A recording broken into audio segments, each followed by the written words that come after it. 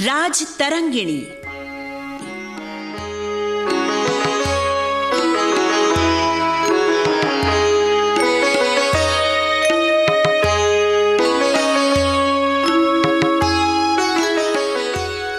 राज तरंगिणी। तो लीजिए प्रस्तुत है महाकवि कल्हण की विश्वविख्यात ऐतिहासिक रचना राज तरंगिणी के रेडियो नाट्य रूपांतर का 11वां भाग।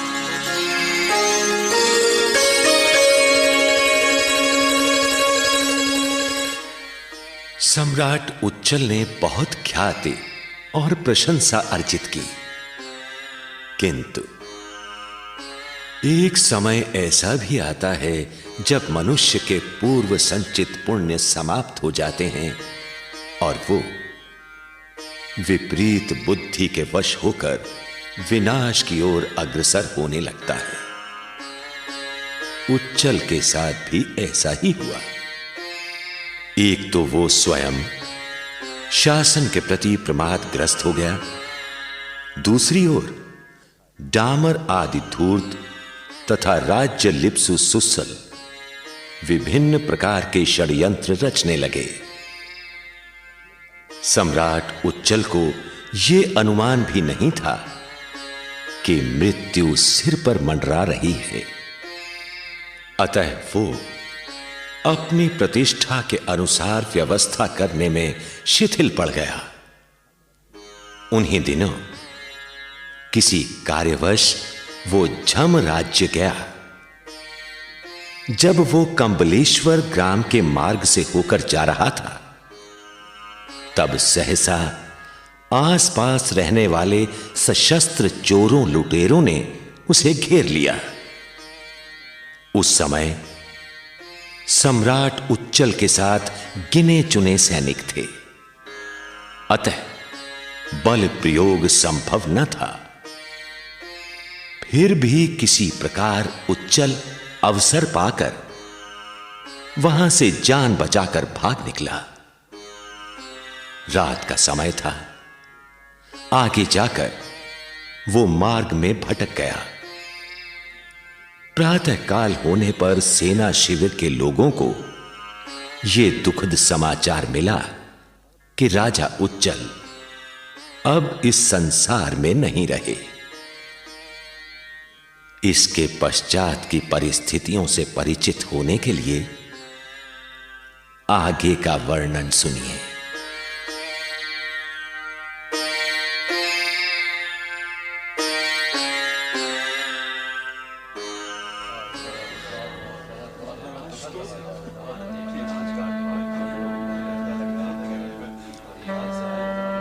भाइयों, किसी व्यक्ति को नगर भेजकर नगरपाल तक इस दुखद घटना का समाचार तो पहुंचाओ। कितना बड़ा संकट आ पड़ा है। वीर शिरोमणि सम्राट उच्चल हमारे बीच नहीं रहे। शस्त्रधारी कामदेव के वंशज और रंड आदि के सहोदर भ्राता छुड्डी नगरपाल हैं। उनके पास समाचार भिजवा दिया है। वे आते ही होंगे। तब तक हम सम्राट के शव की रक्षा करते रहेंगे। लो देखो, नगरपाल आ पहुंचे। कितनी तीव्र गति से वे इधर ही आ रहे हैं। अनर्थ! कितना बड़ा अनर्थ हो गया। राजा उच्चल की मृतक देह का संस्कार तो किसी भांति कर ही दिया जाएगा, किंतु प्रमुख प्रश्न तो यह है कि इनके स्थान पर अब सम्राट किसे बनाया जाए।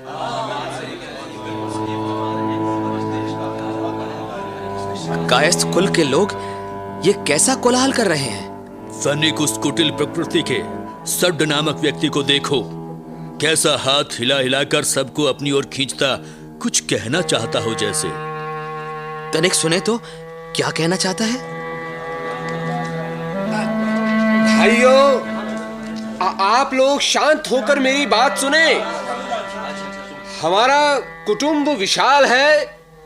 सबसे अच्छा तो यह है कि अपने सभी बंधु बांधवों तथा सेवकों आदि को एकत्र कर संगठित होकर दुर्जय बनते हुए हम ही लोग इस अकंटक राज्य को हस्तगत करके इस पर शासन करें।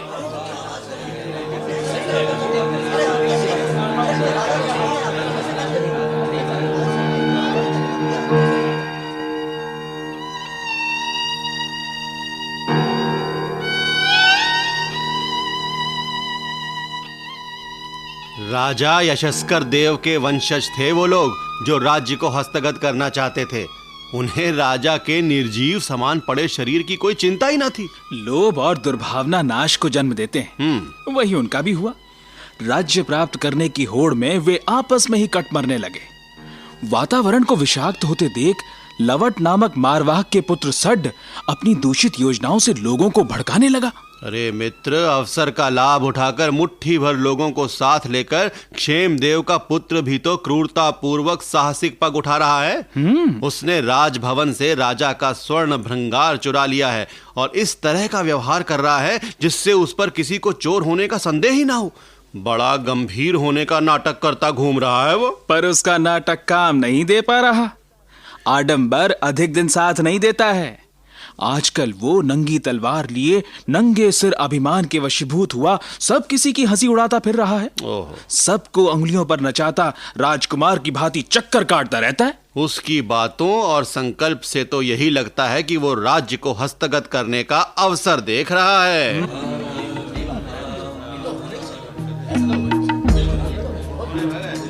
सम्राट उच्चल के जय! सम्राट उच्चल के जय! अरे ठहरो ठहरो, सुनो सुनो सुनो, क्या कह रहे हो? किसकी जय बोल रहे हो? सम्राट अब इस लोक में नहीं है। आप लोगों को यह जानकर सुखद आश्चर्य होगा कि हमारे सम्राट उच्चल जीवित हैं। वो मूर्छित हुए थे केवल। लोगों ने उन्हें मृतक जानकर अवसर का लाभ उठाने के लालच में विशेष ध्यान दिया ही नहीं। सम्राट के स्वामी भक्त उन्हें उठाकर ले गए थे और उपचार कर उन्हें स्वस्थ किया। हमारे सम्राट जीवित हैं और पूर्ण स्वस्थ भी। सम्राट उच्चल की जय! सम्राट उच्चल की जय! सम्राट उच्चल की जय!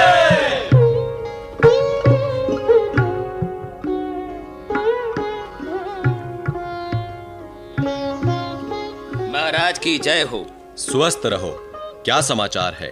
महाराज, सम्राट उच्चल अपने विश्वस्त व्यक्तियों के साथ पधारे हैं और आपसे भेंट करना चाहते हैं। ठीक है, तुम राजसेवकों से कहकर उन सभी के आवास की व्यवस्था कराओ और मंत्रीवर को हमारे पास भेज दो। जो आज्ञा महाराज।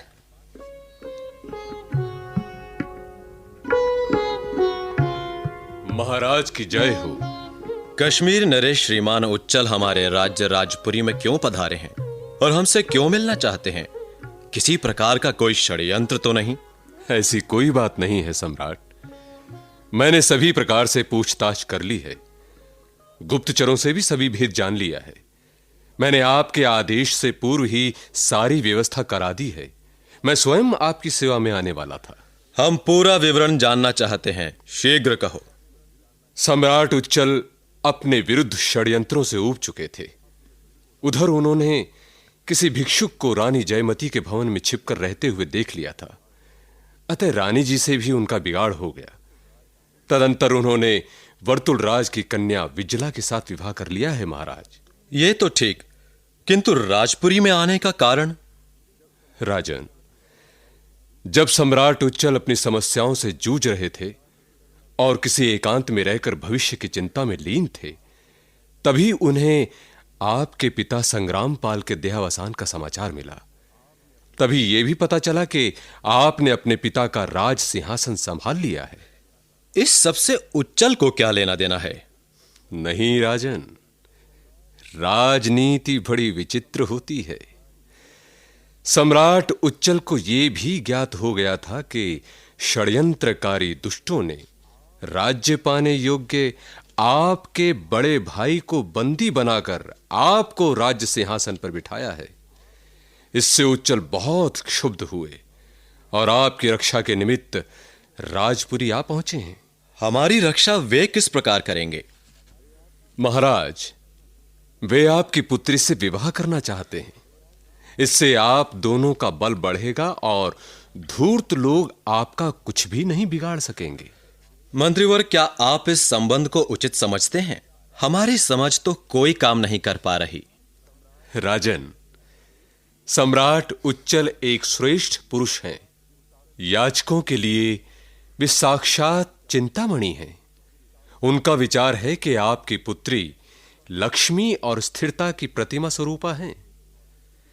ऐसी स्थिति में इस विवाह में मुझे तो कोई अधिक सोच विचार के लिए स्थान दिखाई देता नहीं। मेरा निवेदन है महाराज कि आप इस विवाह को स्वीकार कर लें। उच्चल को जामाता बनाकर आपका मान ही बढ़ेगा। मंत्रीवर, हमें आपके विचारों से प्रसन्नता हुई। हम आपसे सहमत हैं। यह मंगलोत्सव यथाशीघ्र संपन्न होना चाहिए। आज्ञा महाराज।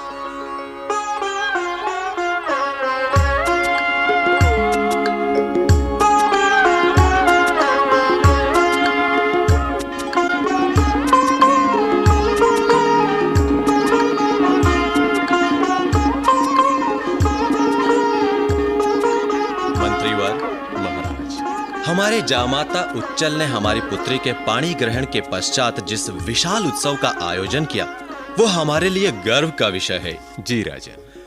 वे अपनी राजधानी को लौट गए हैं। हमारी प्रभु से यही कामना है कि वे सानंद और सकुशल रहें।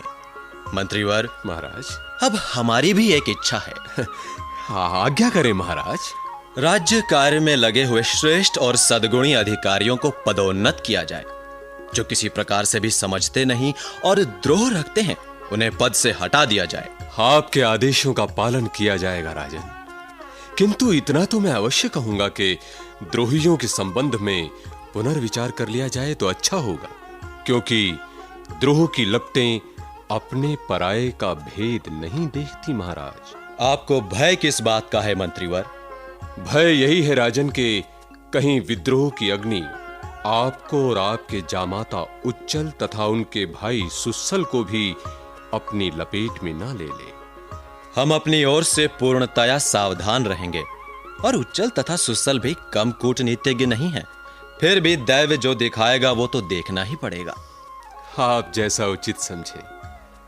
अच्छा महाराज, अब आप मुझे आज्ञा दें। शुभमस्तु।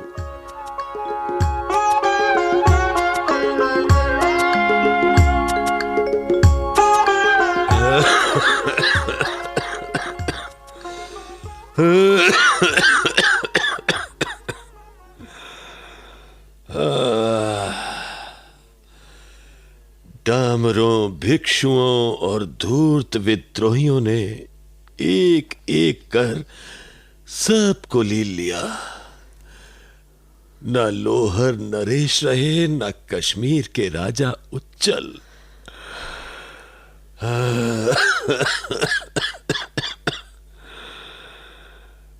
दैव जो न दिखाए सो थोड़ा। अब सम्राट सुस्सल के पुत्र जय सिंह राज सिंहासन पर बैठे हैं। सुंदर लग्न और शुभ अवसर पर राजा जय सिंह ने कश्मीर की राजधानी में शोभा यात्रा निकाली है। देखना यही है कि राजा जय सिंह कश्मीर की कितनी शोभा बढ़ाते हैं। आपने तो कश्मीर में अनेक उतार चढ़ाव देखे हैं बाबा। प्रश्न तो ये है कि नई पीढ़ी क्या कुछ देखेगी। हाँ, परमात्मा सब ठीक ही करेगा। हाँ बाबा, लगता तो ऐसा ही है। फिर भी कुटिल लोग, षड्यंत्रकारी राजपुरुष और डामर गण जो ना करा दें सो थोड़ा। देखा नहीं आपने बाबा, जब राजा जय सिंह की शोभा यात्रा निकल रही थी, तब मूल्यवान और चमचमाते वस्त्र पहनकर डामर गण उनके साथ इस प्रकार चले मानो वर यात्रा में जा रहे हों। अश्व, छत्र आदि से सुसज्जित प्रत्येक डामर सम्राट से भी अधिक संपन्न जान पड़ता था बाबा। देखो बेटा, जब राज्य का सब विप्लव शांत हो गया है तो आगे भी सब ठीक ही होगा। प्रभु से प्रार्थना करो कि कश्मीर का कल्याण हो। आओ, आदिदेव महादेव के मंदिर प्रार्थना के लिए चले। हाँ बाबा, आओ चलिए वहीं चलते हैं। आओ।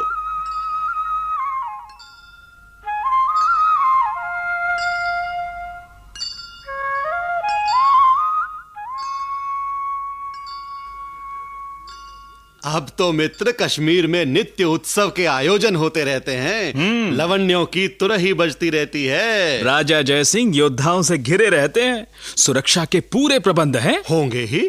सैन्य रूपी समुद्र के लिए भयंकर क्षीर आदि योद्धाओं को लक्ष्मक ने मंडव राज्य से लाकर राजा के समीप उपस्थित कर दिया है। लक्ष्मक राजा का प्रिय जो है, अब तो राजोपजीवियों का प्रतिहार गृहद्वार के भीतर प्रवेश लक्ष्मक की इच्छा पर ही निर्भर करता है। चलो अच्छा है। हमें तो अपने राज्य की समृद्धि देखनी है। कुबेर के समान श्री संपन्न राजा जय सिंह के शासन में व्यय कम और आय अधिक है। डामरों पर भी नियंत्रण कर लिया है। उनमें से जो उपयोगी थे उन्हें राजा ने राज्य के आंतरिक कार्यों पर, और जो साधारण श्रेणी के थे उन्हें बाह्य कार्यों पर नियुक्त कर दिया है। तिष्म वैश्य तथा अर्धदेव आदि जातियों के जिन लोगों ने राजा के पिता की हत्या की थी, उन्हें भी राजद्रोह के अनुरूप दंड देकर न्याय की स्थापना की है। सभी प्रजाजन निर्भय हैं। यहां तक कि शत्रु भी यदि राजा के सामने आ जाता है तो वे उसे भी अभयदान दे देते हैं। मंत्रियों तक को राजा ने समझा रखा है कि किसी को आतंकित मत करना। सभी मंत्री राजा के गांभीर्य, अलौकिक महात्म्य और प्रभुता को समझते हैं।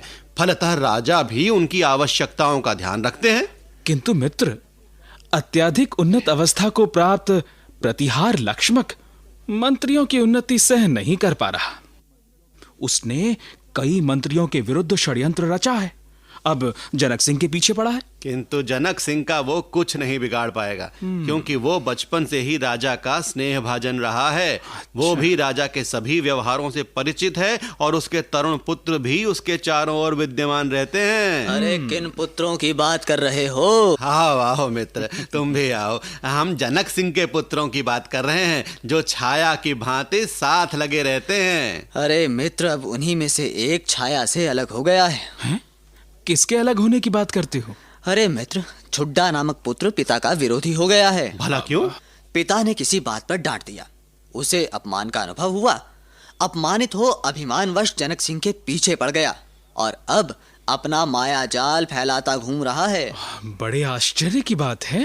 आश्चर्य कुछ नहीं मित्र, नवीन रक्त है। तनिक सी बात में अपमान अनुभव करने लगता है। अब वो जनक के दुर्गुणों को देखता है और राजा को उसके विरुद्ध भड़काता रहता है। ऐसा मायावी है छुड्डा? हाँ मित्र, अब तो उसने जनक सिंह और उसके अन्य पुत्रों के विरुद्ध राजा के हृदय में विद्वेष उत्पन्न कर दिया है। इतना ही नहीं, राजा तो अब जनक सिंह के साथियों के प्रति भी द्वेष भाव रखने लगा है। षड्यंत्र की सीमा तो यहाँ तक बढ़ गई है मित्र कि अनेक अधिकारी और राजलोलुप राजा के प्रति विद्वेष रखने लगे हैं। राजा से विद्वेष करके कोई उनका क्या बिगाड़ेगा? सेनापति सुज्जी राजा की सुरक्षा के प्रति प्रतिक्षण सावधान है। ये बात तो है मित्र, परंतु आजकल राजा जय सिंह विजयी सेनापति सुज्जी का अभिनंदन करने के लिए विजयेश्वर गए हुए हैं। किंतु इस बीच यदि षड्यंत्रकारियों ने कोई नई चाल चल दी तब? राजा जय सिंह शत्रुओं का मान मर्दन करने में सक्षम है, अतः चिंता की कोई बात नहीं। हमें इधर उधर की व्यर्थ चिंताओं में न पड़कर अपने सम्राट के कुशल मंगल की ही प्रार्थना करनी चाहिए।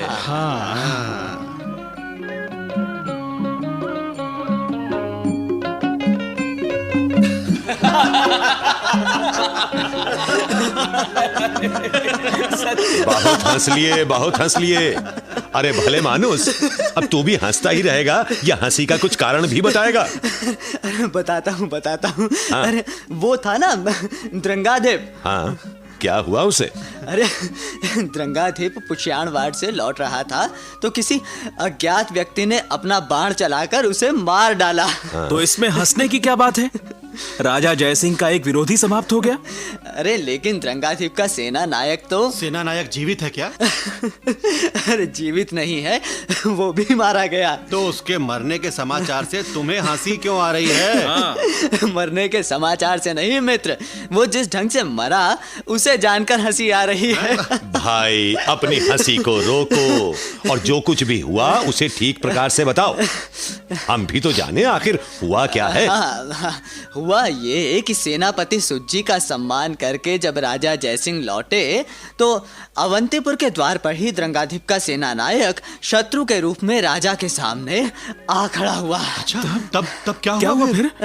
अरे होना क्या था, उसे देखते ही राजा जयसिंह ने उसके मुख पर एक इतना करारा घूंसा मारा जिससे रक्त की धारा बहाता हुआ वो वहीं पर ढेर हो गया। चला था राजा से प्रतिशोध लेने। राजा जयसिंह तो कुशल से हैं। उनका कोई क्या बिगाड़ सकता है। जब वे राजधानी लौटे तो बहुतेरे अपराधी तो स्वयं भी भाग खड़े हुए और जनक सिंह आदि द्रोहियों को पकड़कर कारागार में डाल दिया गया। प्रभु कृपा से सब ठीक हो रहा है, हैं?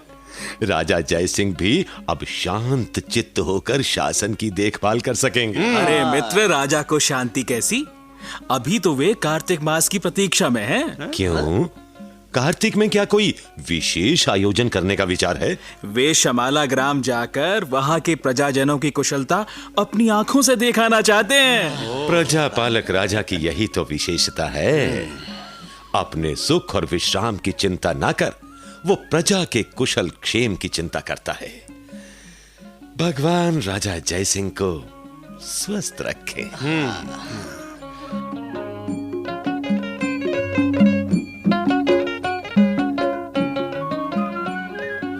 क्यों मित्र, शमाला ग्राम से कोई समाचार आया?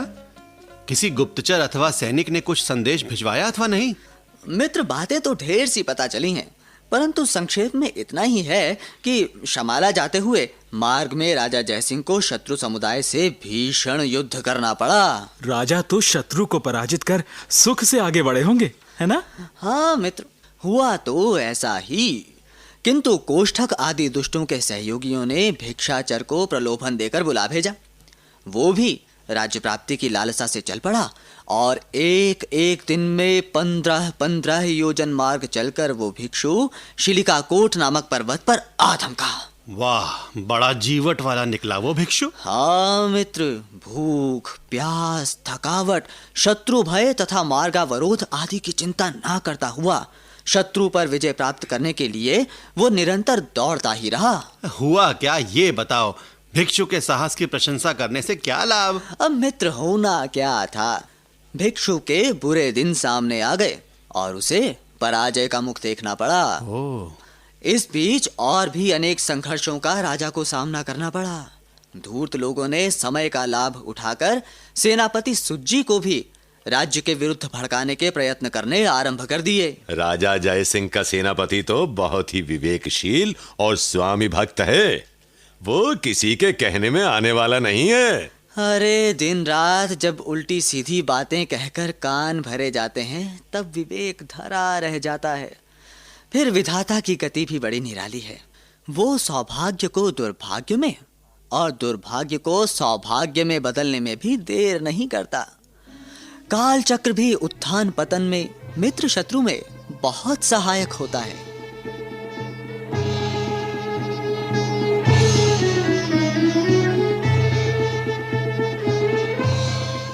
मंत्रीवर, आप ही बताइए अब क्या किया जाए। राजा जयसिंह तो अनेक यात्राओं और युद्धों से त्रस्त होकर रोगग्रस्त हो गए हैं। भयानक लूता रोग ने उन्हें जकड़ लिया है, जिसके कारण उनके संपूर्ण शरीर में बड़े बड़े फफोले निकल आए हैं। देह सूज गई है। मंदाग्नि और अतिसार ने भी विकट रूप धारण कर लिया है। अब शासनादेश किससे लें? अब मैं क्या बताऊं? मेरी तो बुद्धि इस समय कुछ काम नहीं कर रही।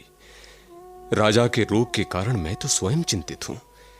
आप राजा के विश्वास पात्र और उनके द्वारा सम्मानित सेनापति हैं, अतः आप ही कोई मार्ग सुझाइए।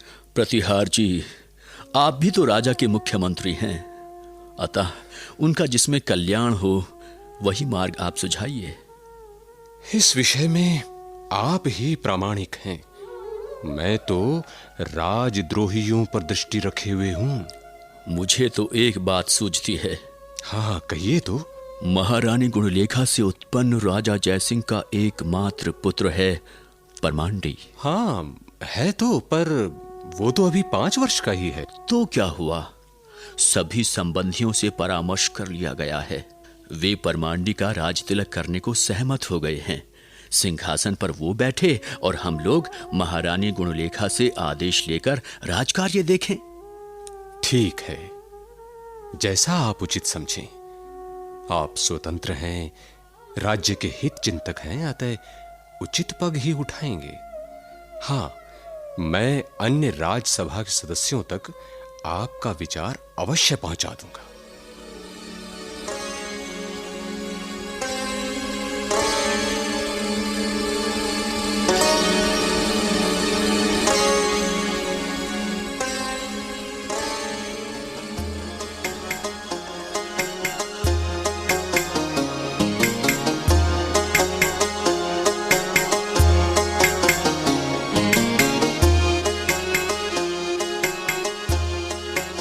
राज तरंगिणी।